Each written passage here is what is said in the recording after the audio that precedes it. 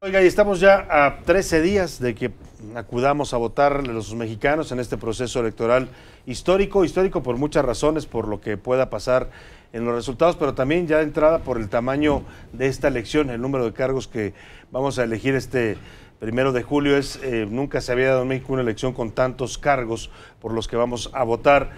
Y bueno, para hablarnos de cómo están cerrando ya la organización de este proceso de cara a las votaciones, cuáles son las expectativas, cuáles son los escenarios que están viendo. Está en la línea telefónica y nos da gusto saludar a la consejera electoral, la consejera del INE, Pamela San Martín. Consejera, buenos días. Buenos días, saludos a tu auditorio. Igualmente, pues ¿cómo están en el INE ya preparados, listos para lo que va a ser esta jornada histórica? ¿Cuáles son los escenarios que están viendo para el 1 de julio, consejera?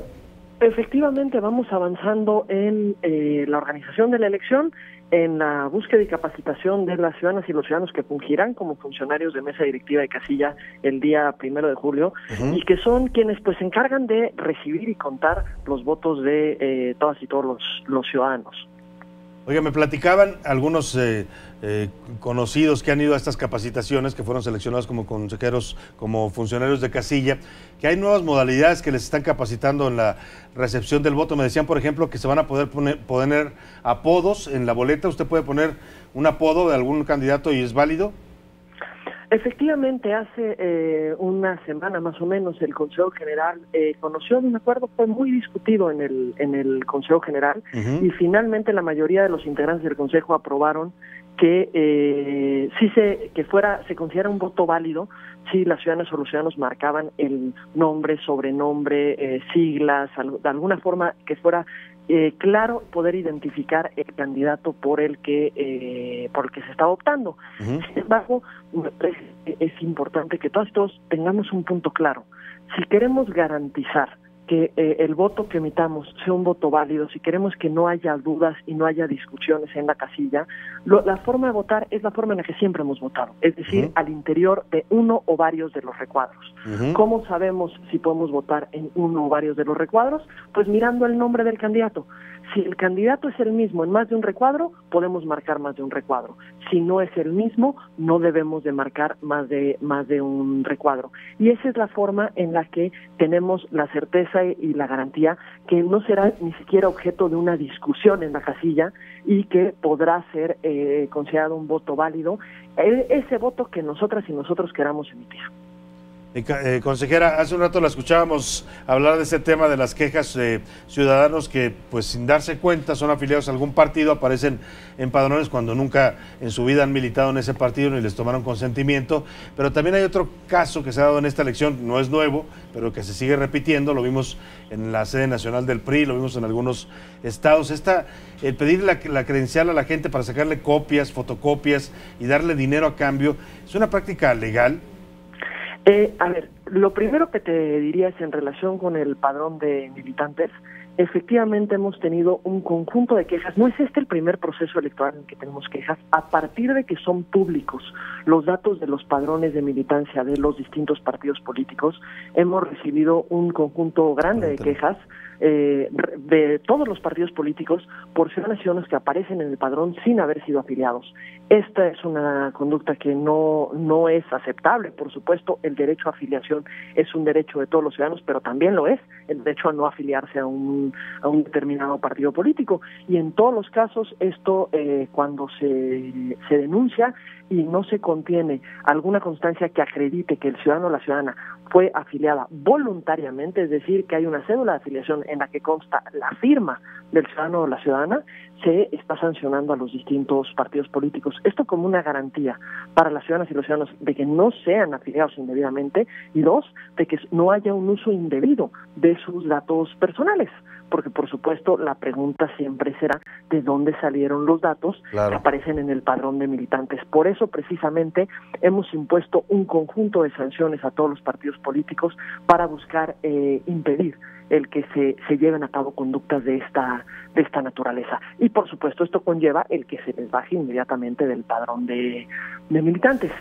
Por otra parte, este segundo tema que me parece que es muy importante y más en la cercanía que tenemos ya con la jornada electoral, que son las prácticas de buscar mecanismos para incidir, condicionar, comprar, coaccionar la voluntad de las ciudadanas y los ciudadanos para la emisión del voto.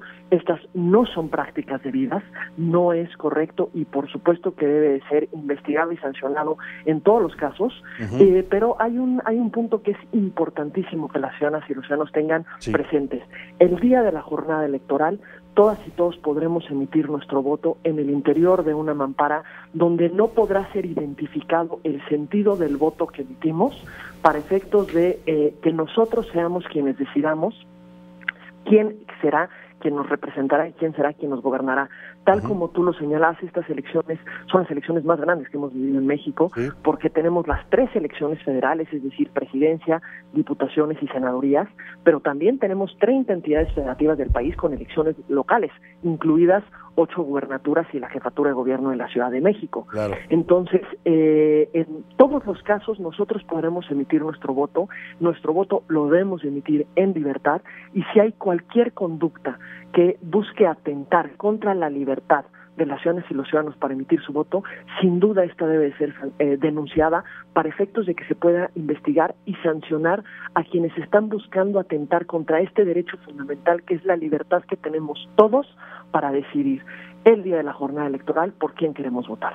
Consejera, ¿qué tal? Muy buenos días, le saluda Carla Pulido. Carla, buenos días, ¿cómo estás? Precisamente preguntarle, ¿cuál es su opinión de este proceso electoral que se ha caracterizado por la extrema violencia hacia los candidatos y los políticos? Sin duda, el tema de seguridad es un tema que se tiene que atender en México. Es una de las problemáticas que tenemos y que no ha sido ajena a este proceso electoral, pero me parece que precisamente eso es lo que hace tan importante el que podamos acudir a votar este proceso electoral, para que seamos nosotras y nosotros quienes decidamos qué rumbo toma el país, entre otros puntos en relación con el tema de la seguridad. ¿Quién será quien encabezará las acciones para poder atender una problemática tan que nos afecta de una forma tan directa a todas y a todos? ¿Habrá alguna petición especial de línea a las autoridades responsables de la seguridad para, no sé, algunos estados o algunas regiones que están detectadas como focos rojos en este sentido de violencia? Nosotros trabajamos siempre coordinadamente con las distintas instancias de seguridad, porque si bien no somos nosotros los encargados de garantizar la seguridad, sino las propias instancias de seguridad, el adecuado desarrollo de un proceso electoral, por supuesto que requiere de las condiciones para poder celebrarse. Debo señalarte que llevamos ya bastantes días recorriendo todo el país, precisamente porque para poder buscar a quienes fungirán como funcionarios de mesa directiva y casilla, se hace un sorteo de 13% de la lista nominal de todas y todos los ciudadanos, es decir, se recorre todos los rincones del país para poder buscar y capacitar a los ciudadanos, y hemos podido avanzar en esta función de organizar la elección. Esto no ha sido algo que nos afecte en la organización misma del proceso electoral, y precisamente para ello se trabaja coordinadamente con las instancias de seguridad para que todos podamos acudir el 1 de julio a votar con tranquilidad, con la certeza de que en ese momento nosotros seremos quienes formaremos parte de esta decisión, y con la certeza absoluta de que el resultado de la elección se define precisamente por los votos depositados en las urnas. Claro. Nuestros vecinos, que son quienes reciben y cuentan los votos, son la mayor garantía de que la única decisión que se toma es aquella que surge de la suma de los votos depositados en las urnas. Consejera, las encuestas que han sido también un factor determinante en estas elecciones, ¿hasta cuándo podemos difundir encuestas? ¿Hasta cuándo pueden conocerse encuestas sobre el proceso? Las encuestas se pueden difundir hasta 3 días antes de la jornada electoral, es decir, hasta el día que terminan las campañas electorales, y estos 3 últimos días que los conocemos como el periodo de veda, estos 3 días no pueden difundirse encuestas, y no pueden difundirse encuestas hasta que cierren las casillas el día de la jornada electoral, es decir, hasta las 8 de la noche, horario del centro, no podrá difundirse ninguna encuesta.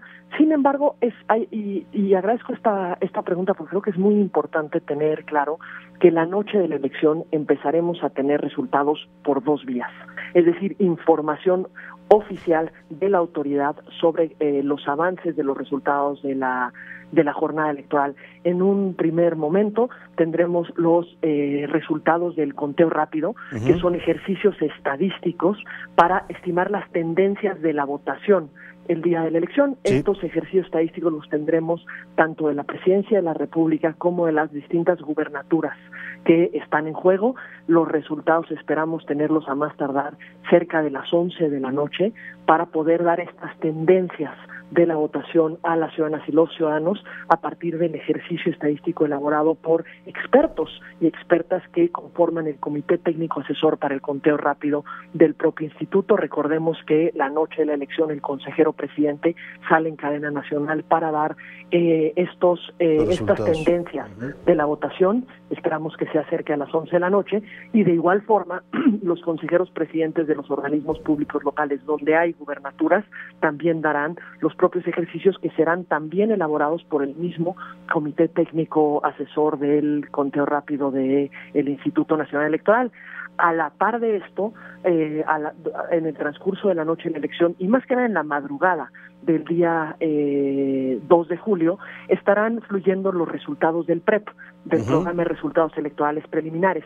No será muy rápido que empiece a fluir esta información por la cantidad de elecciones que habrán en cada una de las casillas. Y los resultados del PREP se derivan de las actas de escrutinio y cómputo, es decir, se tiene que cerrar la casilla antes de poder ir teniendo los resultados de las distintas elecciones, porque recordemos que en el PREP vamos teniendo el agregado casilla por casilla e incluso se digitalizan las actas para que todos podamos mirar no solamente el dato que se asentó en el PREP, sino la constancia del acta que fue firmada por los funcionarios y funcionarias de casilla y por los representantes de los partidos políticos y las candidaturas independientes. Esto empezará a fluir ya tarde en la noche, en la madrugada del 2 de julio, pero podremos ir teniendo el agregado casilla por casilla para poder tener también los resultados del PREP. Y el miércoles siguiente inicia lo que conocemos como los cómputos distritales, que es ya el resultado oficial de la elección que se debe tener el día domingo posterior a la jornada electoral. Pues estaremos muy atentos, está todo ya en marcha, estamos a días de este proceso electoral y por supuesto estaremos consultándolos en línea para cualquier información que se tenga que difundir sobre este tema. Estamos también abiertos a ello. Gracias, consejera. Gracias a ti, Salvador. Gracias, Carla, y nuevamente saludos a tu auditorio.